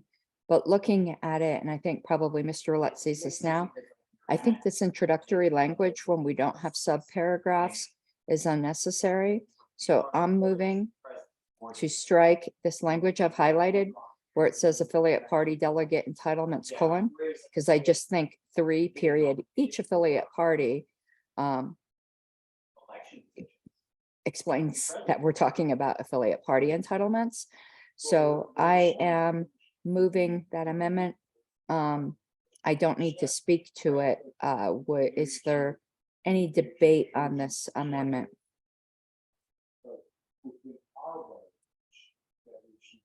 Yeah. Oh, okay. Thank you, Dr. Moulton. Go ahead. I want to oppose this amendment just in the context of the whole Article 10, which you don't see in front of you because you just I'm going to pull it up. But there are subheadings for other things. So 1, regular conventions; 2, delegates; 3, affiliate party delegate entitlements; 4, delegate allocation; 5, delegate list. It's just harmonious with the whole rest of the article. So I think it ought to be left in. Okay, thank you, Dr. Moulton. It's not something I really wish to debate over. So I'm going to ask the committee, because we can do this later if people feel strongly about it. I don't want to sidetrack the discussion on this. I'd like to withdraw my amendment. Is there any objection to me withdrawing my amendment? Someone could always make it later. Okay, seeing none, because I don't want to sidetrack the discussion. Therefore, I was next in line for the underlying. Dr. Moulton and I arrive at the same conclusion, but from different philosophies. I actually agree with the philosophy of Mr. Bracco on this. I say this from a state that has very easy ballot access, the best in the country, I believe. And knowing that, I really don't think we have that much control ever of what our our presidential candidate gets. Again, I believe the nature of the political party is that we're automatically have baked in an incentive. It gives us legitimacy throughout for our local candidates to have a presidential candidate that does well. I don't think, at least in Colorado, maybe other states are different. Maybe I'm speaking ill of Colorado without even realizing it.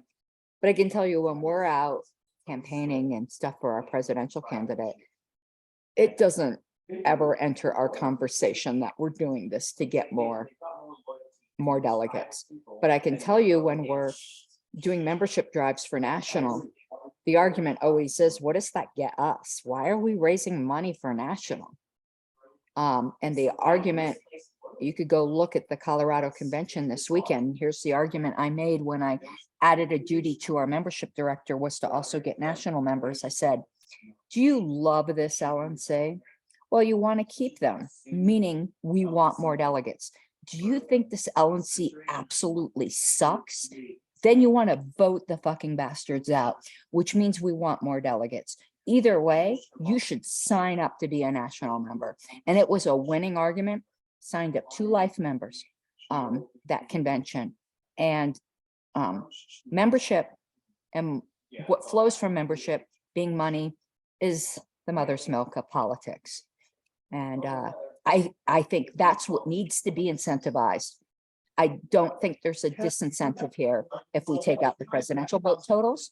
I think there's actually a sense of doom with some state parties on the off-year conventions going, we can't do anything about this half of the equation. If they didn't have ballot access, or their state just happened to hate the last presidential candidates, they're like, we're fucked this convention. There's nothing we could do about it. Half of the equation is against us. So I think every convention having the delegate allocations be within the control and destiny of the affiliate much more than something that's fixed every other year, you can't change, is much more motivating. Mr. Bracco. Sure. So Dr. Moulton brought up incentives, and I think that there are incentives at play here. But I think what's not being considered as well is the incentives the current system creates. I don't know that anybody is actually operating on, like, actually sort of taking advantage of these incentives at this point. But theoretically, what the current system incentive that creates an incentive for is for a state that has easy ballot access, is maybe next door to a state that has difficult ballot access, to not help that state, to keep them from being on the ballot so that they get the ballot access and the benefit in terms of presidential vote count that would bring, and then a different state that is competing with them does not. I don't think anyone's actually following through on that incentive at this point. I'm certainly not familiar with anybody, but theoretically, that is what the current system would create an incentive for. So I think that if we're talking incentives, it has to be considered as well what incentives does the current system create. Thank you, Mr. Bracco. Dr. Moulton, then Mr. Latham, and then I have my hand again. Dr. Moulton. So just so we can be clear on the history of incentives here, I've done some membership recruitment myself. I know in Virginia, for example, when I was state chair of Virginia, we sent out a letter to I think it was maybe 1,500 to 2,000 lapsed members to try to get them to sign up again with state and national membership, which boosted us up to be in the top 5 states. So we could appoint a credentials person, and we were certainly had a platform committee appointment based on that and had more representation at the national convention. So, I mean, this does create incentives for states to sign up members, but I also want to point out something that maybe a perverse incentive. There was a shortcut that was taken by a particular state when a generous donor covered the membership dues of a lot of people, which boosted the national membership of that particular state. And these people weren't paying for their own membership, but it was covered by the benefactor. So that can allow an individual or group of individuals to tilt the delegate allocations based on buying memberships. Of course, that helps the party at the same time. So it's just something to be aware of. Thank you, Dr. Moulton. Mr. Latham. Very solid.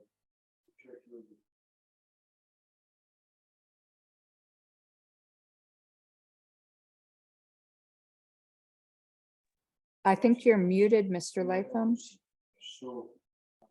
Thank you. And just actually listening to Dr. Moulton's comment gave me maybe another reason to just speak in opposition to this. And by the way, my opposition is not strong. I'm not going to go to the barricades on this proposal, but just as a policy matter, I think it's problematic. And just I did want to share what's going on in my affiliate, and maybe it's just unique to my affiliate, but that has been part of our culture to encourage, voting for our presidential candidate, and among our membership, recognizing that can help us in delegate allocations. And maybe it is because we are so relatively small compared to a lot of other affiliates that it's a bigger deal for us proportionally. And by the same token, Utah is relatively a poorer state in terms of resources. So it's not like Nevada needs help, so we're going to spend some of our time going and helping the situation in Nevada. It just we scramble enough just to kind of make things happen here. So again, and I don't think we would necessarily have to keep the existing sub B there, but I think we could even recalculate it to where it's more favored in terms of membership, sustaining membership, rather than vote totals. But I just think there ought to be something there, again, that incentivizes that. And then, going back to Dr. Moulton's point, yeah, I think that actually can be discouraging for a lot of folks when you basically have mercenary delegates and say, gosh, this, one affiliate, somebody just dumped a bunch of resources to go stack that delegation with a bunch of mercenary delegates, and those who maybe don't have those resources are gonna, not, I think, look too kindly on that. So I think for just good order purposes and party cohesion purposes, that creates a perverse incentive. So again, I'll be voting against this, but it's for those policy reasons. Okay, so I don't see any others, so I'm going to speak.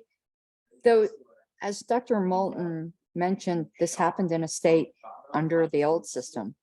When people say things like, oh, without government, we're going to have murderers. And we're like, yeah, like there's none now.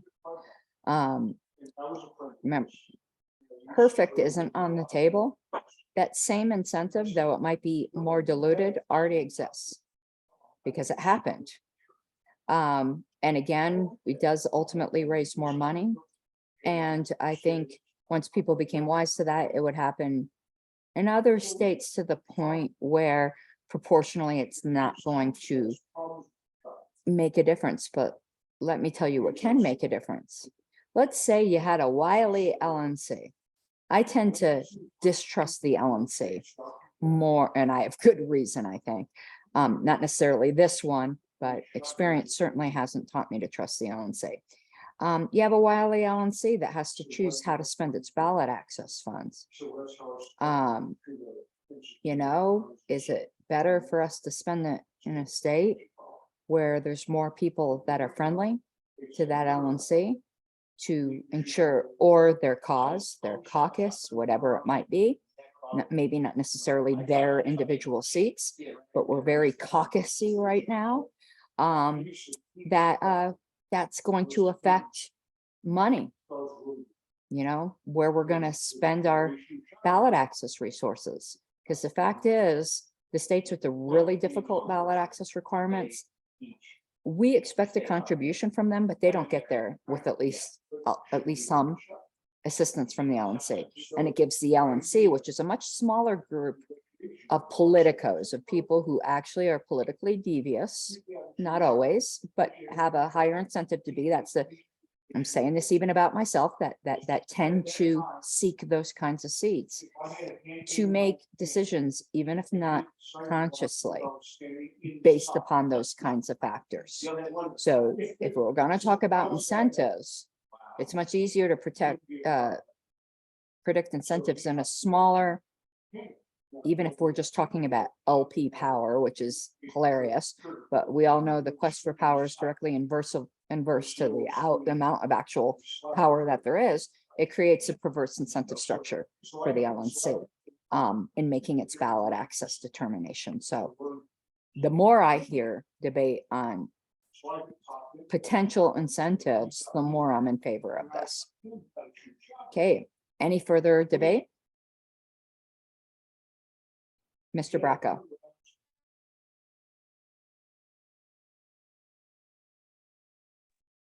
You are muted, Mr. Bracco. Apologies. Could you scroll down to the bottom, please?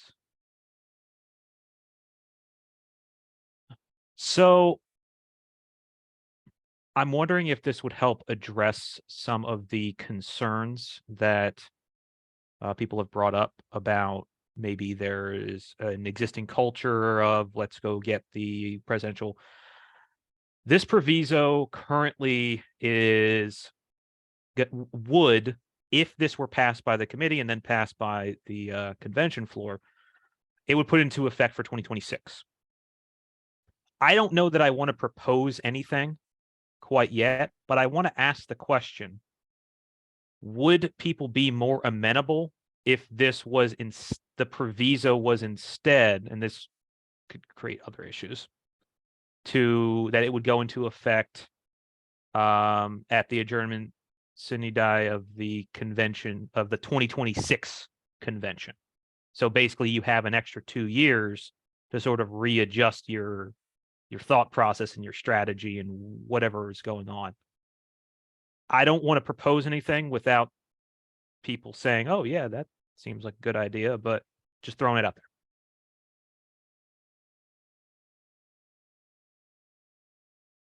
Second, I was muted. Tell you my thoughts, Mr. Bracco. I'm not a huge fan of provisos that are really delayed unless there's a big reason for it. I would not support an amendment of the proviso, me personally. I actually don't think this proviso as it stands is necessary. Delegates have already been credentialed for that convention. This is talking about delegate allocations. They've already been entitled to them. I think this proviso, I don't mind it being there in order to assure people who might be a little squirrely, but parliamentary wise, I wish Mr. Brown was here as well. And we can get some outside parliamentarian opinion on this, but I don't think the proviso is necessary at all. Okay, I'm going to put my hand down. I have Mr. Roulette, then Mr. Latham. Yeah, I don't think we need to delay it any further than it's already. Like, I would prefer not to have it go out 2 years further. Thank you, Mr. Roulette. Mr. Latham. Yeah, and just I appreciate the suggestion, but I don't think that changes my position on this at this time. Okay, is there any further debate on this amendment? Yeah, so it's. Seeing none, this is definitely a roll call. So Ms. Arrowood, if you would please take the roll and just please, because it's noisy here, you do not need to call upon me unless it's to cause or break a tie. Otherwise, assume I'm not voting if it's not to cause or break a tie.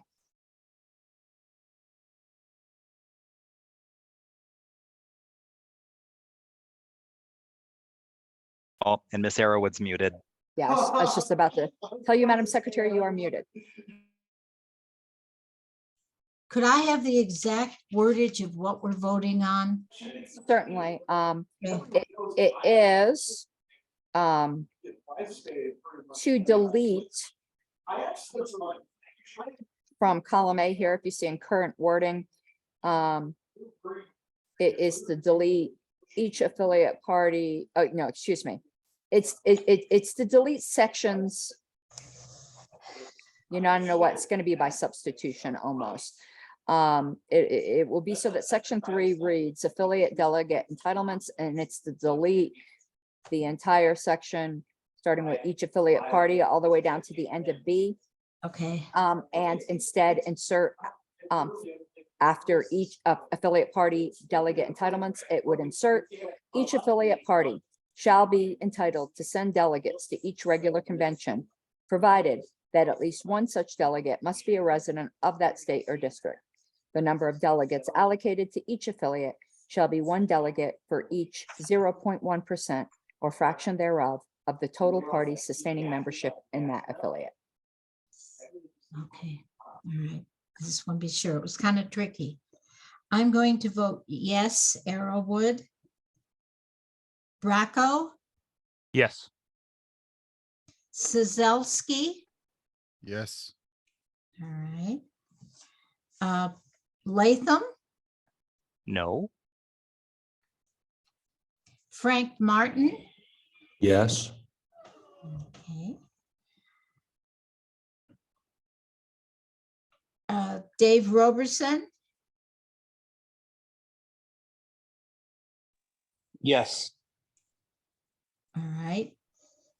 Tom Rowlett, Yes. Dr. Moulton, Yes. Mike Seebeck. Abstain. All right.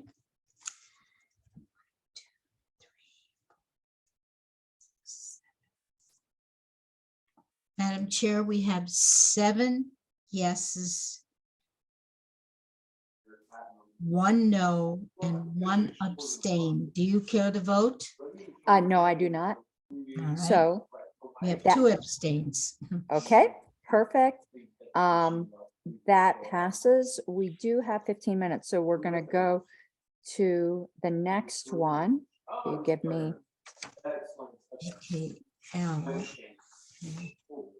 one moment. I'm trying to, oh, hold on one sec. Oh, we did M.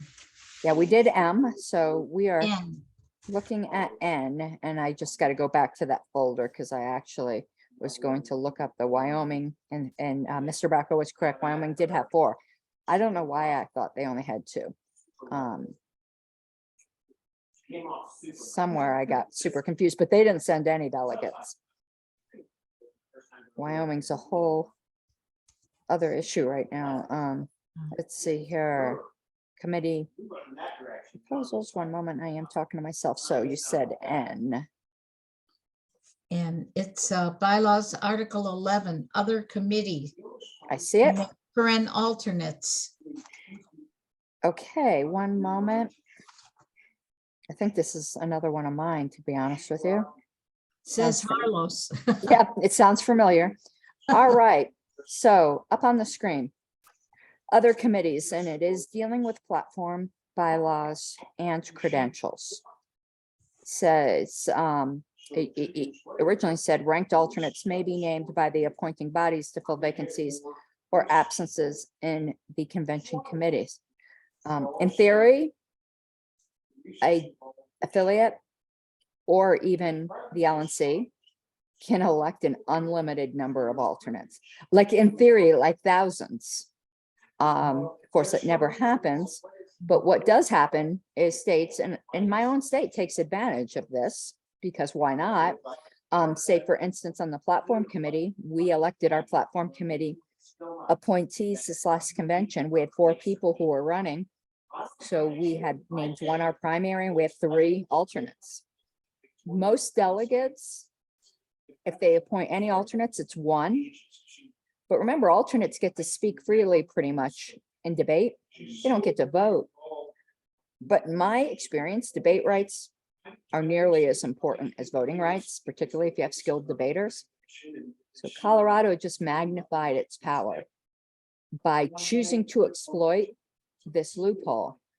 To me, because an affiliate can name another alternate, if their primary drops out and their alternate moves up, they can name another alternate.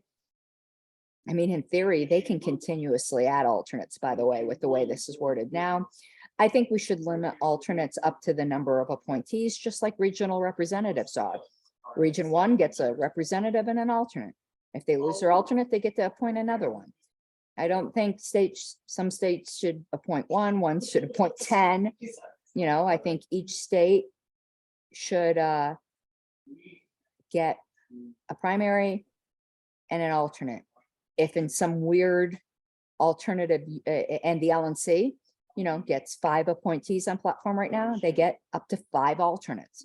You know, they get 10 bylaws appointees, they get up to 10 alternates. This simplifies things, and it's not so much a problem with the LNC, though it could be. The LNC could really stack the platform committee if it appointed 20 alternates. It tends to cause more of a disparity, though, in states.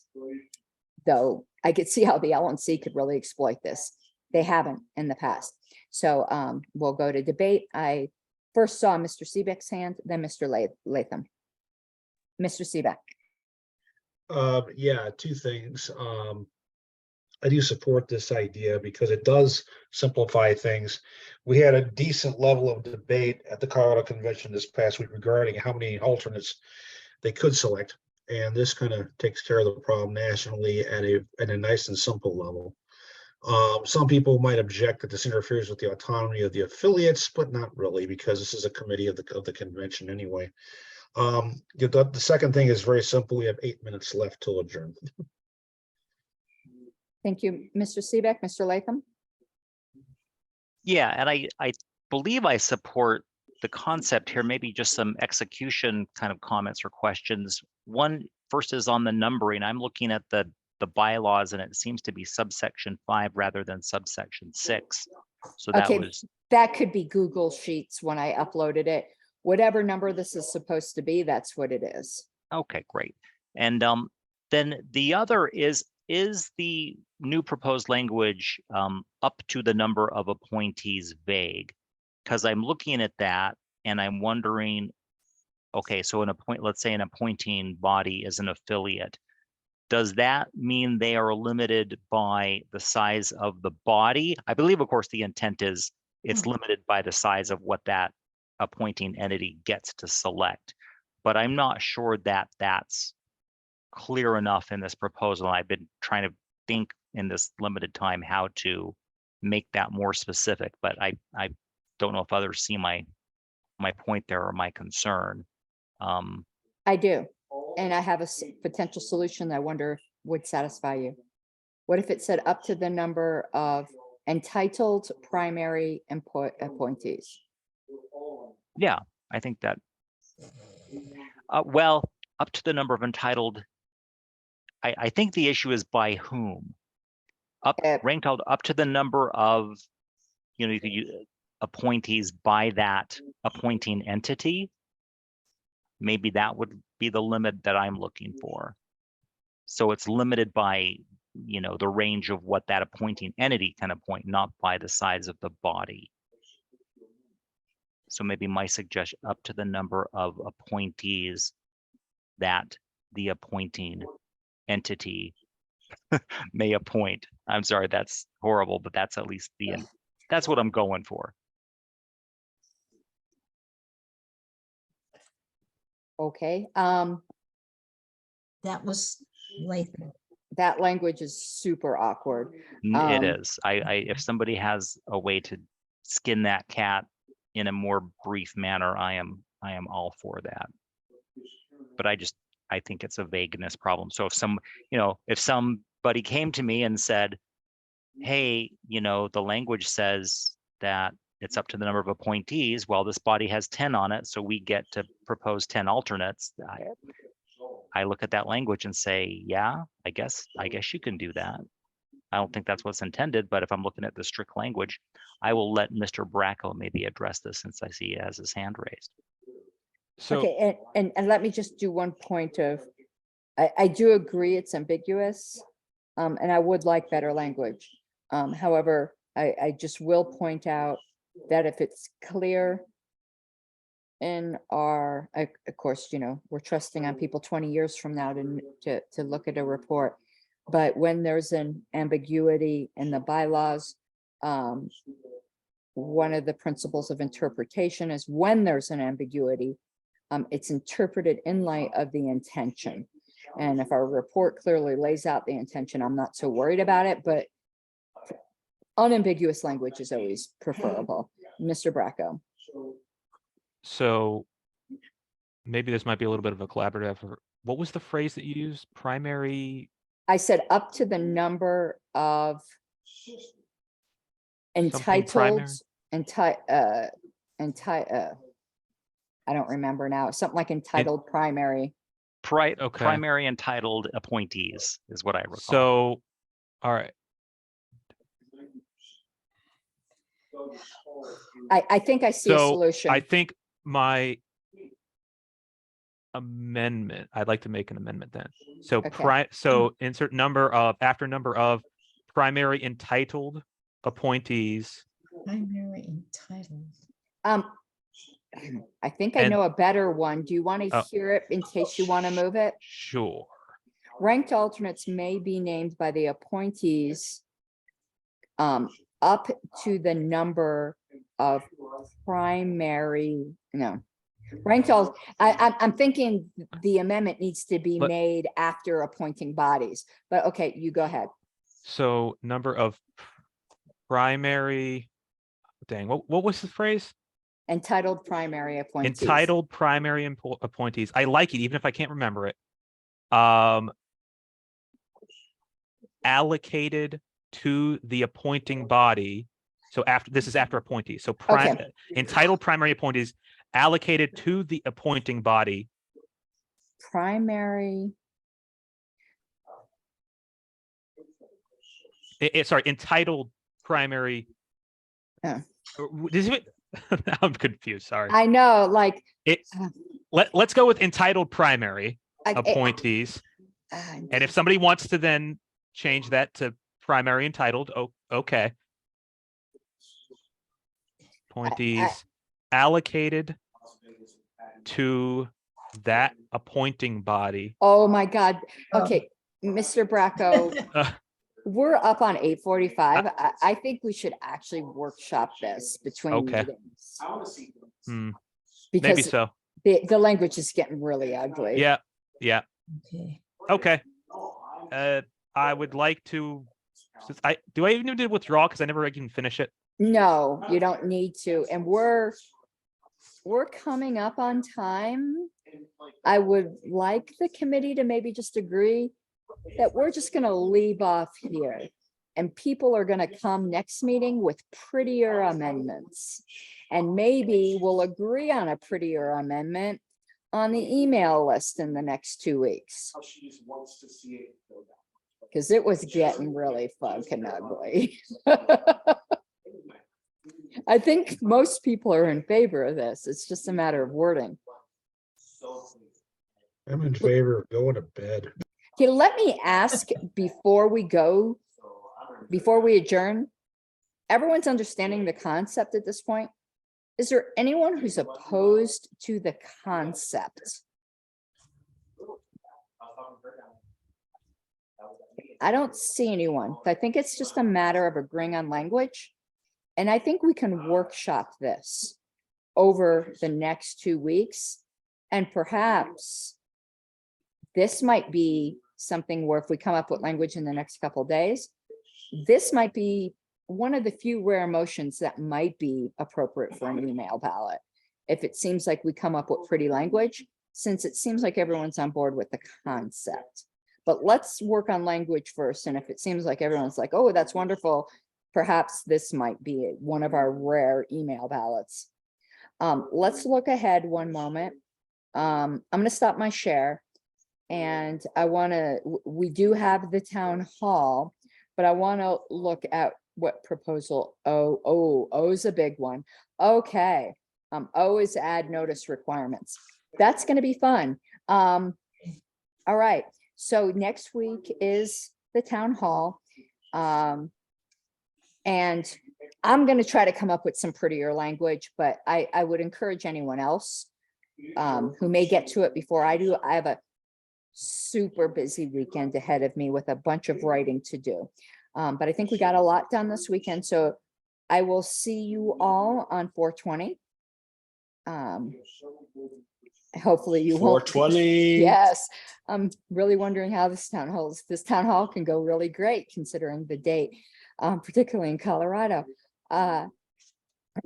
So I'll see you all on 420 for the town hall. And again, we might get to proposals, but I have a feeling even if a couple members show up, I know how libertarians are, we're gonna have plenty to talk about for a couple hours, but maybe not. Maybe we'll just have a regular meeting. We shall see. So we have does anyone have any closing comments before we adjourn? I am not going to be able to keep the room open for hanging out the way we usually do because my county affiliate meeting's about to stop and I don't want to make poor Wayne sit here while we jibber jab for a while. So I'm giving this opportunity for any closing comments and then we're going to do the rare immediate, closing the room adjournment. Thank you for your work, Madam Chair. No, thank you all. Okay, Thanks, everyone. everybody. Could we jibber jab for 5 minutes? I've got to use the bathroom, so I can't. And I think they want to go, and we have this private room in the restaurant that I think they want to close. Okay. Madam Chair, is it possible for you to turn over hosts to someone else? And then would that work, or that doesn't work? It might, I just don't know what it'll do to the recording since I record on my local computer. Oh, okay, never mind then. Yeah, I don't want to mess up the recording for Sylvia. I thought of that, but it's not recording to the cloud. Oh. Okay, y'all, did I say y'all? Am I like channeling my inner Texan? We are adjourned. You're rehearsing for Alabama. Yeah, we are adjourned at Um, 10:48 Eastern, 8:48. Y'all is a great word. Y'all Moving is to a the great right word. side of the Mason-Dixon line. Yeah. Okay, I'm a will Californian and I say y'all. Okay, y'all. I'll see you all in 2 weeks. Have an awesome night. Bye-bye. Okay, bye. Good night.